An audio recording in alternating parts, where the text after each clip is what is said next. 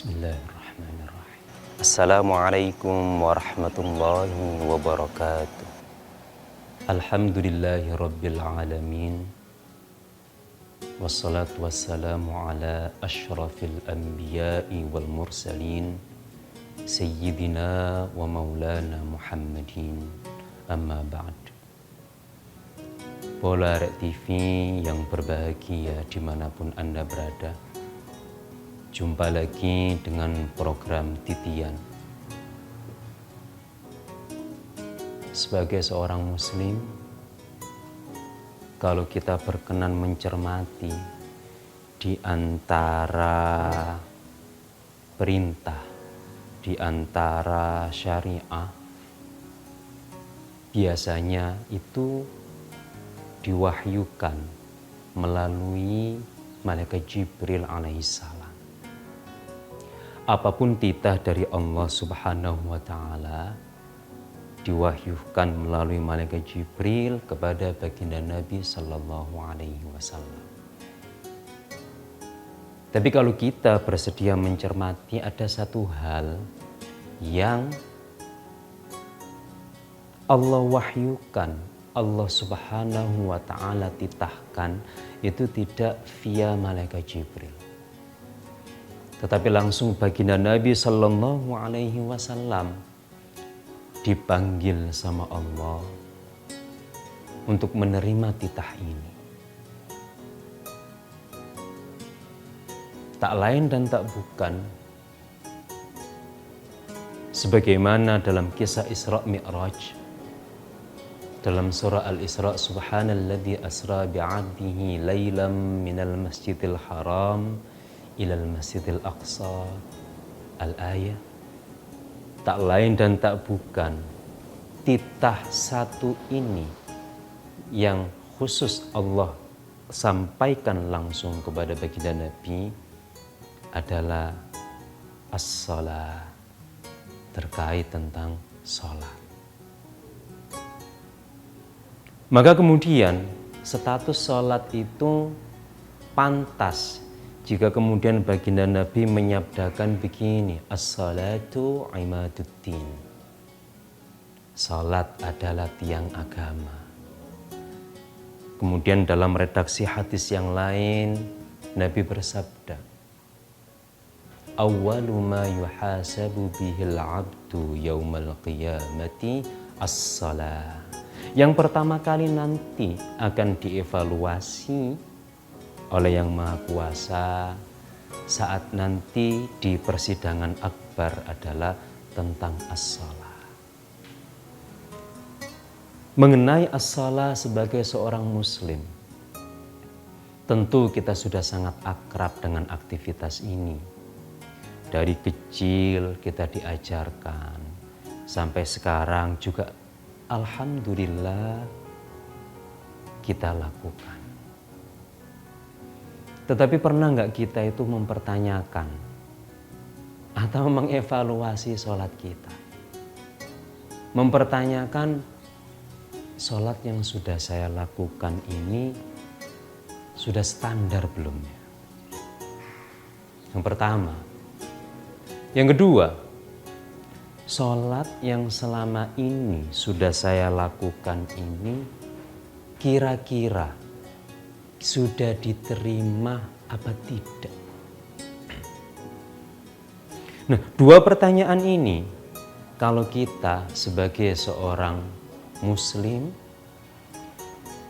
mestinya harus mencermati, menggunakan dua instrumen ini untuk mengevaluasi sholat kita.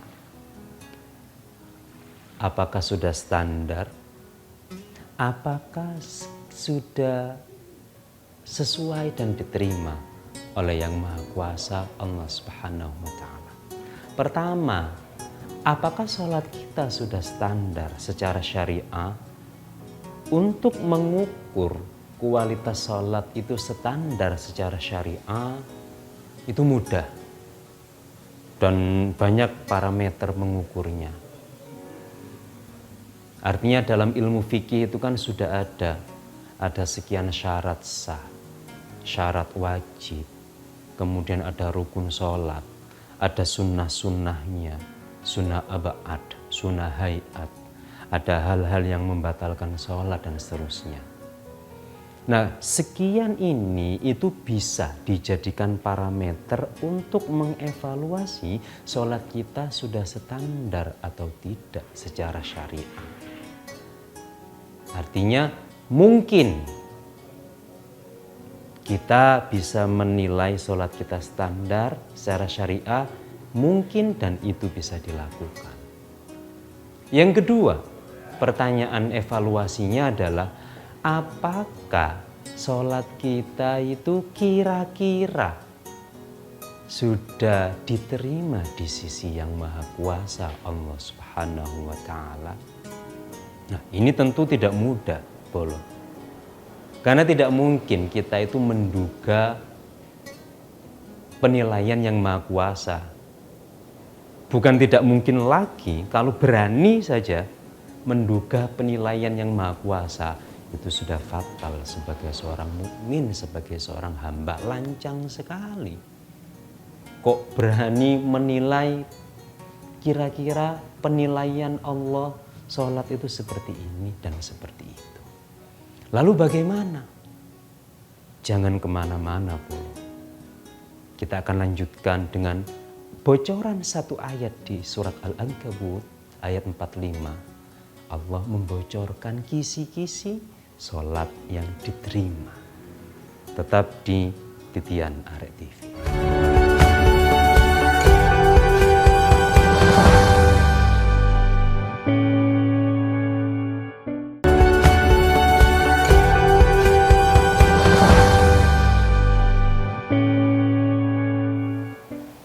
Baik, Bolo, kita lanjutkan untuk mencari bocoran tentang apakah sholat kita itu diterima oleh Allah Subhanahu wa ta'ala. Kalau hanya menilai sholat standar sesuai syariah, mampu kita lakukan dengan wawasan fikih yang mumpuni. Tetapi apakah sholat kita kira-kira? Kenapa saya bahasakan kira-kira? Karena tak satu pun makhluk itu bisa tahu betul apa yang dikehendaki oleh Allah Subhanahu wa ta'ala. Yang kedua, kira-kira sholat kita itu diterima apa tidak? Nah, ini yang maha kuasa Allah Subhanahu wa ta'ala itu memberikan kisi-kisi di surat Al-Ankabut ayat 45 dengan firman-Nya, a'udzubillahi minasyaitonirrajim, innas salata tanha 'anil fahsya'i wal munkar ila akhiril ayat. Kata Allah, sesungguhnya salat, yang benar-benar salat adalah yang mampu mencegah pelakunya dari fahsya, sesuatu perbuatan yang keji menurut syariah, wal munkar, dan sesuatu yang diingkari oleh syariah. Maksudnya begini, mungkin Bolo pernah mendapati seseorang yang secara kualitas rajin jamaahnya itu luar biasa. Wah, sholatnya nggak pernah telat, jamaahnya selalu 5 waktu. Jadi kadang-kadang didapati yang bersangkutan itu masih saja enteng masuk ke dalam al-fahsya, kemungkaran. Al-fahsya ini perbuatan yang keji, dan al-munkar. Atau komentar sederhananya biasanya begini, percuma sholat, wong gak wurung pancet ngono, pancet gak akur ambek tonggo, pancet ngelarani konco, dan seterusnya. Nah, di ayat itu merupakan jawaban. Dan kita bisa menilai, memperkirakan bahwa sholat yang kira-kira diterima oleh Allah adalah karakter sholat yang disebutkan di ayat tadi, yang mampu mengubah si pelakunya itu terjauhkan, terhindarkan dari al-fahsya, sesuatu yang keji, dan al-mungkar, sesuatu yang mungkar dalam perspektif agama. Artinya ketika ada orang yang secara fisikly, dohir itu sholatnya sudah rajin, tetapi tak mampu memberikan efek positif pada kepribadian dia, maka patut dicurigai. Jangan-jangan nih sholatnya bermasalah, entah di mana masalahnya. Karena sholat yang sejati di ayat itu kan sholat yang mampu itu tadi membentuk karakter pelakunya itu jadi karakter yang mampu terhindar dari seluruh keburukan menurut syariat. Nah, lalu coba kita urai. Banyak orang itu merasa percaya diri bahwa sholatnya itu sudah kira-kira sudah diterima. Pede dia. Kayaknya ibadahku ini sudah oke nih, diterima di sisi Allah. Tapi harus kita evaluasi tadi. Kalau seandainya sholat ini kok nggak mampu mengubah kepribadian menuju yang lebih baik, kita harus waspada. Bagaimana sih cara mengevaluasinya? Oh, berarti sholat kita belum sepenuhnya nih. Ada sesuatu yang perlu dibereskan nih. Ada sesuatu yang mungkin perlu diperbaiki nih. Oke, kita bagi secara sholat. Sholat itu adalah aktivitas zahir plus batin. Jadi kalau kita petakan, sholat itu bukan hanya sekedar aktivitas fisik, di mana seseorang hanya Allahu Akbar, menggerakkan badan, membaca bacaan dan seterusnya. Tetapi sholat itu adalah plus sekalian aktivitas batin, aktivitas ruhani. Nah, sekarang begini, sholat sebagai aktivitas lahiriah hampir semua umat Islam sudah selesai. Maksud kami selesai itu dia sudah paham betul cara berwudu itu seperti ini. Kemudian sholat itu dilakukan seperti itu. Bacaannya sudah hafal. Kemudian suratnya yang sunnah dibaca, kemudian yang membatalkan. Saya rasa semua umat muslim itu sudah khatam pada pembahasan ini. Yang sering kali luput dari perhatian seorang muslim adalah bagaimana sih sholat itu teraplikasi secara ruhani. Karena harus balance nih, sholat secara jasmani dan ruhani harus balance. Yang menjadi perhatian kita adalah bagaimana sholat secara ruhani. Karena secara jasmani kita sudah selesai. Sholat secara ruhani atau membedah sholat secara ruhani. Kita akan evaluasi kualitas sholat kita secara ruhani. Jangan kemana-mana pula, kita akan lanjutkan setelah ini.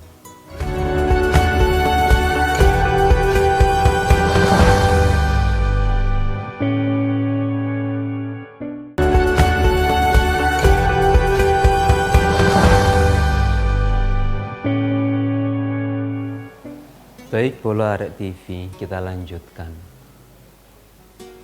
Kita mencoba mengevaluasi sholat sebagai ritual jasmani. Yang kedua, sholat sebagai aktivitas ruhani. Sholat sebagai ritual jasmani, kita semua sudah khatam insya Allah, saya yakin itu. Tetapi sholat secara ruhani, ini yang perlu kita beri perhatian. Ada beberapa tips. untuk mengondisikan sholat secara ruhani ini menjadi lebih baik, ini ada beberapa tips dari para ulama-ulama kita rahimahumullahu ta'ala. Di antaranya adalah dalam sufisme, seseorang ketika hendak berangkat mendatangi sholat, sebaiknya terlebih dahulu dia tenangkan kondisi hati dan pikirannya. Sebaiknya dia netralkan semua kerupekan, semua hal-hal yang membuat dia stres atau depresi. Harus dinetralkan terlebih dahulu ketika hendak akan sholat. Sementara yang banyak terjadi, sholat itu dijadikan sebagai pelarian. Seringkali seseorang merasa stres, kemudian menjadikan sholat sebagai pelarian. Mestinya sholat ini bukan dijadikan sebagai pelarian, harus dijadikan sebagai nutrisi harian. Dan ketika mendatangi sholat, semua harus dinetralkan. Ini penting. Kenapa penting? Karena rentetannya adalah pada kualitas kekhusyuan saat sedang sholat. Memang khusyuk itu menurut fikih tidak masuk rukunnya sholat. Artinya ketika seseorang itu menjalankan sholat secara ritual jasmani, sementara pikirannya kemana-mana, perspektif fikih sholatnya dianggap sah. Tapi apa masa kita mau seperti itu? Sementara sholat sendiri tadi di awal saya singgung, saking sakralnya titah sholat, Allah sampaikan langsung kepada baginda Nabi, tidak melalui malaikat Jibril. Pertama, kita netralkan ketika hendak sholat. Kemudian ketika akan bertakbir Allah, bayangkan baginda Nabi memberikan tips, an ta'budallaha ka'annaka tarahu wa illam tarahu fa innahu yarak. Seolah-olah engkau ketika sholat itu menyaksikan Allah Subhanahu wa ta'ala. Kalau tidak sanggup menyaksikan bagaimana? Baginda Nabi memberi tips, maka bayangkanlah, yakinlah bahwa dialah Allah, pasti menyaksikan dirimu. Mindset ini harus dibangun. Setelah kita menetralkan pikiran tadi, begitu Allah, yang kita bayangkan adalah kita hendak sowan kepada Allah. Baginda Nabi memberikan uraian, bayangkan engkau menyaksikan Allah. Jika menyaksikan dirasa terlalu berat, bayangkan saja Allah pasti menyaksikan engkau. Ketika ini sudah terpatri dalam pikiran hati kita, maka ketika sholat pun bukan hanya secara jasmani saja, tetapi rohani kita pun akan terkondisikan pada kekhusyuan, naik lagi, naik lagi, naik lagi. Satu, netralkan semua angan pikiran. Dua, tancapkan dalam hati pikiran, saya ini sedang sowan kepada Allah Subhanahu wa ta'ala, dan saya sedang menyaksikan. Jika tidak sanggup merasakan menyaksikan, yakinlah dia pasti menyaksikan. Itu yang akan menuntun para bolo untuk sampai pada sensasi kelezatan saat menghadap Allah ketika sholat. Dan sensasi itu tidak mungkin dideskripsikan dalam sebuah kata, tetapi harus dirasakan, dibuktikan, dirasakan, dibuktikan sampai kita semuanya diridhoi oleh Allah Subhanahu wa ta'ala. Semoga bermanfaat polo, dan semoga kita semuanya dimampukan oleh Allah Subhanahu wa ta'ala untuk menikmati sensasi indah saat menghadap kepadanya. Amin ya rabbal alamin. Demikian, sampai jumpa di episode berikutnya. Ihdinas siratal mustaqim. Wassalamualaikum warahmatullahi wabarakatuh.